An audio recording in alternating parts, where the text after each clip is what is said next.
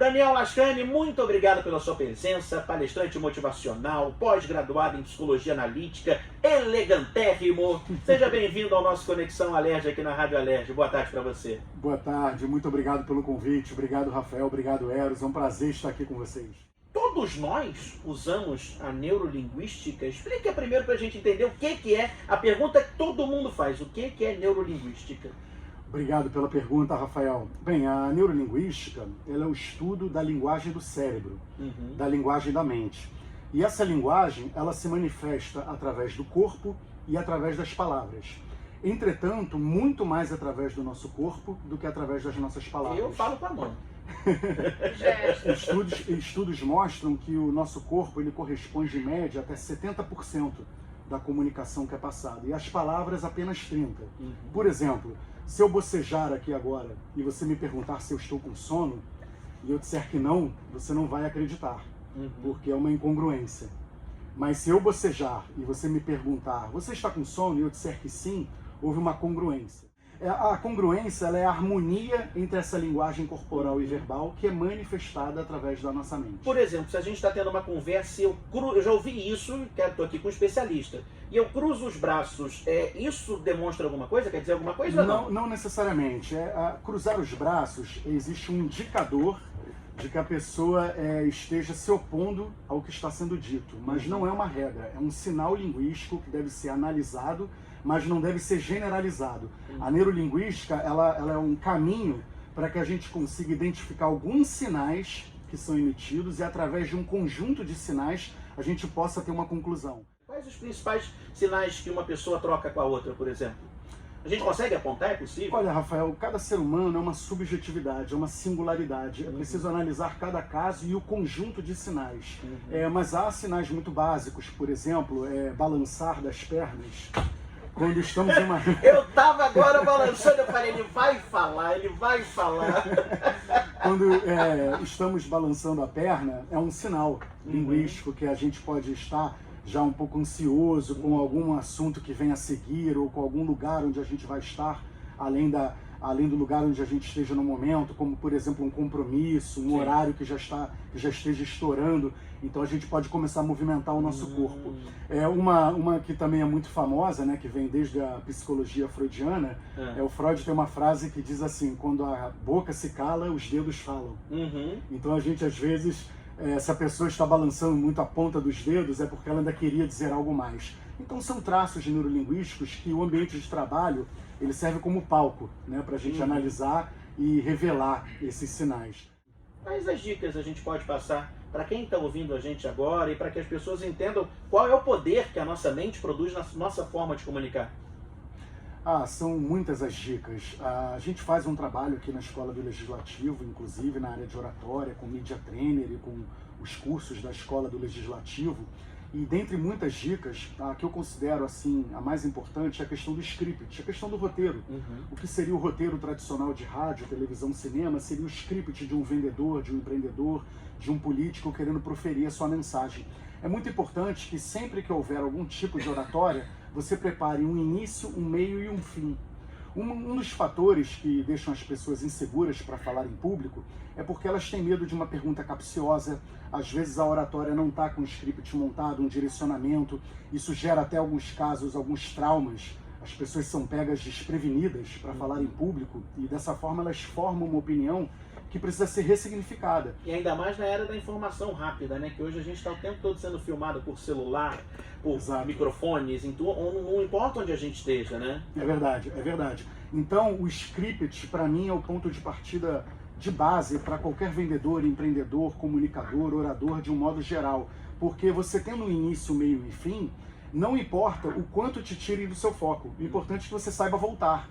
E na plateia acontece muito isso realmente. Às vezes eu recebo perguntas capciosas que não estão relacionadas ao tema. Não tem problema, até enriquece o momento. A gente conversa, bate o papo e o importante é que eu volte para o meu direcionamento. Então quando você sabe para onde você está indo, você já tem aí um elemento que vai te tranquilizar.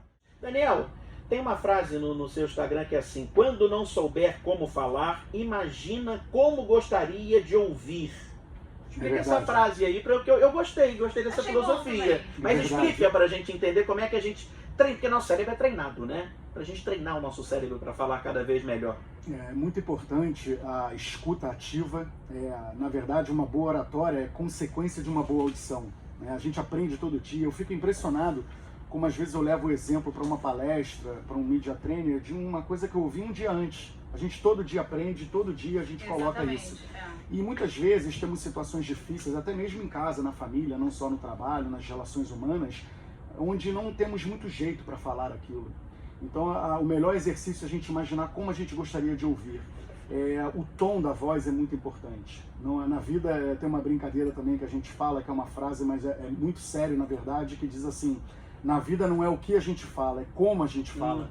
Uma mesma frase, sem sofrer nenhuma alteração, pode ter diferentes tonalidades. Então, quando não souber como falar, imagine como gostaria de ouvir. E a gente sempre gosta de ouvir com doçura, com carinho, com afeto. Hein? Então a gente tem que ter essa alteridade, essa troca humana, essa conexão, essa neurotransmissão e se colocar de verdade no lugar do outro, também no momento de se comunicar, não só na ação, mas também nas palavras. A positividade tóxica é um reflexo do que a gente vive hoje na internet. Obsessão o tempo todo pelo pensamento positivo, pelo pensamento feliz. Evitar o sofrimento também não é uma forma de sofrer? Com certeza, com certeza. O perigo hoje dessa cultura de massa que a gente está vivendo e que gerou essa positividade tóxica. Eu vejo essa positividade sendo tóxica numa atmosfera coletiva, porque hoje, se você tem ali a internet, as redes sociais, que são assim a audiência maior, né, principalmente dos jovens, e esses jovens estão crescendo com essa positividade tóxica, eles criam referências muito elevadas de felicidade e alegria. Então isso gera, pelo menos há um indicador muito forte de depressão. Se a gente levar isso para o âmbito individual, para a psicologia individual, é igual narcisista.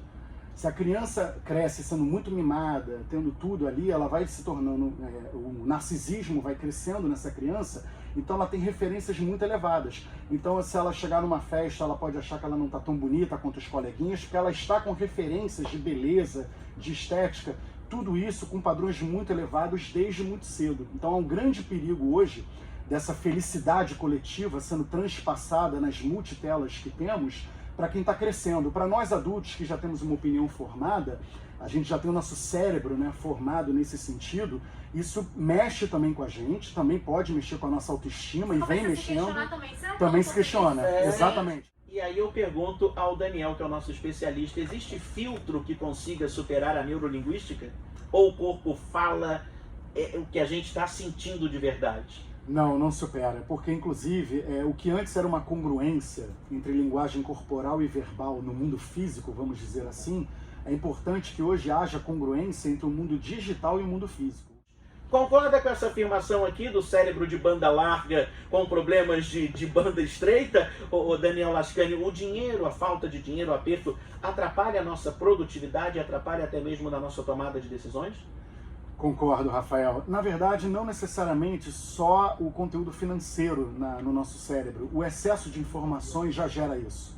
Naturalmente, o excesso de informações já vai gerar essa banda larga no cérebro e um grande caos no aprendizado. Isso acontece porque o ser humano, ele tem um HD, vamos aproveitar essa analogia nessa linguagem. O meu é disquete, hein? o ser humano, ele tem um HD de memória muito grande para uma vida toda. Na verdade, a gente vive menos do que a memória que a gente tem no nosso cérebro. Entretanto, o HD de memória diário é pequeno. E nós estamos sendo entupidos com muitas informações diárias e não estamos pegando esse aprendizado como deveríamos. E acaba que o aprendizado que seria importante pode ficar de lado e o que não é tão importante acaba poluindo a nossa mente com uma diversidade de informações muito grande.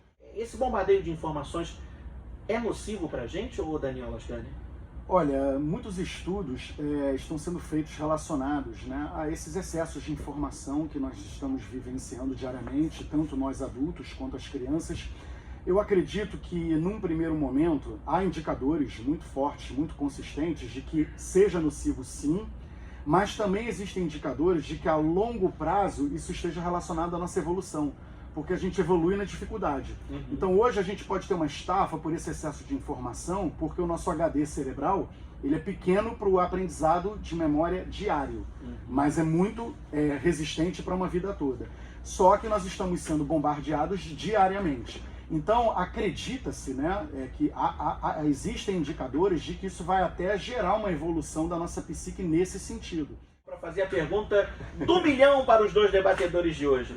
Daniel Lascani, se você tivesse 2 pílulas na sua frente, pudesse tomar uma só. A vermelhinha é mais horas no seu dia. A azulzinha é 1 bilhão na sua conta. Qual que você tomaria? Com certeza absoluta, mais horas no meu dia. Porque vida é mais importante que dinheiro e com vida você faz dinheiro. Com dinheiro não necessariamente você tem vida. Carol Barreto. Eu fiquei com vergonha porque eu não 1 bilhão. Daniel Lascani, muito obrigado pela sua participação. Volte outras vezes aqui, por favor, porque o assunto é fantástico. A gente tem muito o que explorar e entender tudo que a nossa cabeça pode produzir pra gente. Muito obrigado pelo carinho, Rafael. Agradecer também o carinho do meu amigo Eros. Sou fã de vocês, acompanho vocês. Muito obrigado pelo convite. Quero voltar mais vezes. E puxe nossa orelha quando a gente vai falando besteira aqui. Tá bom, tá bom.